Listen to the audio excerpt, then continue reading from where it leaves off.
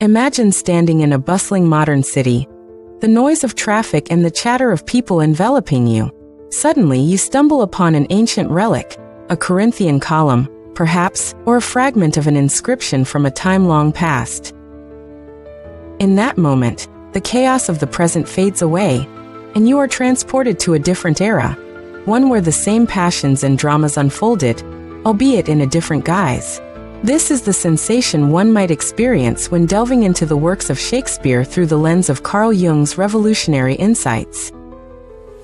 But what if I told you that Shakespeare, the bard whose works have been dissected and analyzed for centuries, hid secret codes within his plays?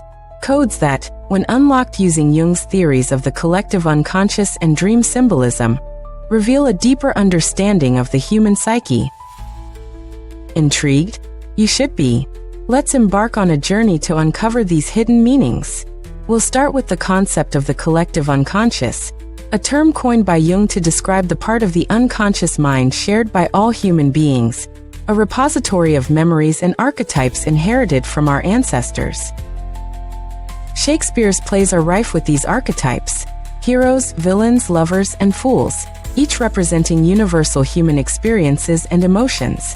Take, for instance, the character of Hamlet. On the surface, he's a prince struggling with indecision and revenge. But through Jung's lens, Hamlet becomes an embodiment of the Oedipus complex, a term Freud used to describe a child's feelings of desire for their opposite-sex parent and jealousy toward their same-sex parent. Jung, however, expands this idea, suggesting that Hamlet's internal conflict reflects a universal struggle within the human psyche, the battle between conscious desires and unconscious fears. In the play, Hamlet's hesitation to avenge his father's murder can be seen as a manifestation of this internal conflict. He is torn between his conscious duty to his father and his unconscious fear of becoming like his murderous uncle. This duality is something Jung believed all humans experience, a struggle between our societal roles and our hidden desires. But what about the secret codes? Let's delve deeper into the symbolism of dreams, another key aspect of Jung's work. Jung believed that dreams are a window into the unconscious mind, revealing truths that our waking selves might not be ready to confront. Shakespeare, a master of language and metaphor, often used dreams and visions in his plays to convey deeper meanings. Consider Macbeth, a play steeped in supernatural elements and psychological turmoil. The famous scene where Macbeth sees a dagger before him, leading him toward Duncan's chamber, is not just a hallucination. It's a symbol of his ambition and guilt, a manifestation of his unconscious mind pushing him toward a path he knows is wrong. Jung would argue that this vision is a representation of the shadow self, the part of our psyche that contains our darkest desires and impulses. Shakespeare's use of dreams doesn't stop there. In A Midsummer Night's Dream, the line between reality and illusion is blurred, reflecting the chaos and unpredictability of the unconscious mind. The play's whimsical tone masks a deeper exploration of love, desire, and transformation, key themes in Jungian psychology. The characters' experiences in the enchanted forest can be seen as a journey into the unconscious, where they confront their true selves and emerge transformed. But why did Shakespeare embed these codes in his plays? Perhaps he understood, as Jung did, that the human experience is not just about the conscious mind, but also the rich tapestry of the unconscious.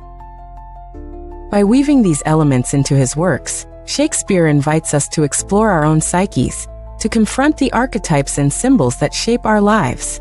Now you might be wondering, how can we apply these insights to our own lives? Jung believed that by understanding the symbols and archetypes in our dreams and in the stories we consume, we can gain a deeper understanding of ourselves. This process, known as individuation, is the journey toward self-realization and wholeness. So the next time you watch a Shakespearean play or read one of his sonnets, pay attention to the symbols and archetypes. Ask yourself, what do these characters and their struggles reveal about my own unconscious mind? What dreams and desires am I hiding from myself? In conclusion, Shakespeare's works are not just timeless stories of love, power, and betrayal. They are a gateway to understanding the human psyche, a treasure trove of symbols and archetypes waiting to be unlocked with Jung's revolutionary insights. By exploring these hidden codes, we not only gain a deeper appreciation for Shakespeare's genius, but also embark on our own journey of self-discovery. So, are you ready to unlock Shakespeare's secret codes and delve into the depths of your own unconscious? The journey awaits, and who knows what truths you might uncover along the way.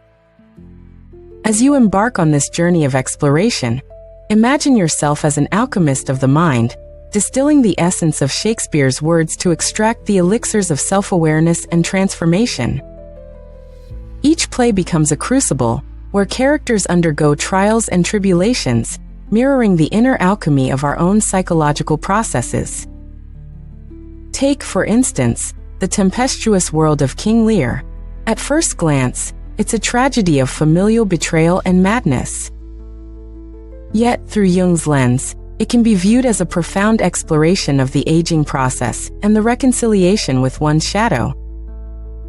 Lear's descent into madness is not merely the unraveling of a king, but a metaphorical stripping away of ego and identity, forcing him to confront his own vulnerabilities and the shadows cast by his past hubris.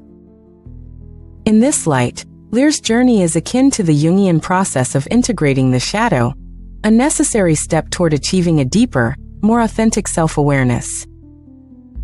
In The Tempest, the theme of reconciliation and the quest for inner peace resonate deeply with Jungian concepts of individuation. Prospero's magical island serves as the stage for a psychological drama, where the external storms mirror internal conflicts. The characters' struggles for power and freedom reflect the tensions between the ego and the unconscious. Prospero's eventual renunciation of magic can be seen as the relinquishment of control, an acceptance of the self's limitations, and a step toward wholeness. But the beauty of Shakespeare's work lies not just in its depth, but also in its accessibility. These plays, rich with archetypes and symbols, offer us a mirror to our own lives. The Fool in King Lear, often dismissed as a mere entertainer, embodies the archetype of the wise fool, a paradoxical figure who speaks truth to power and illuminates the path to wisdom through folly.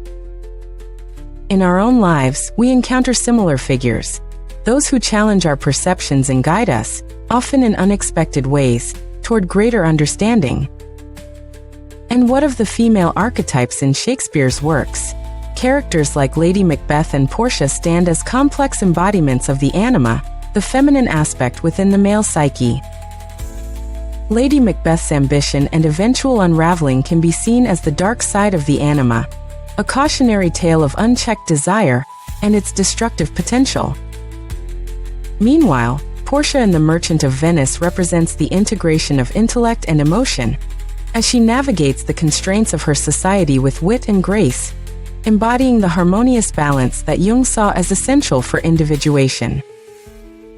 As you reflect on these narratives and their characters, consider the dreams that visit you in the quiet hours of the night. What symbols emerge from the depths of your subconscious? Are there daggers that lead you toward decisions, or storms that reflect your inner turmoil?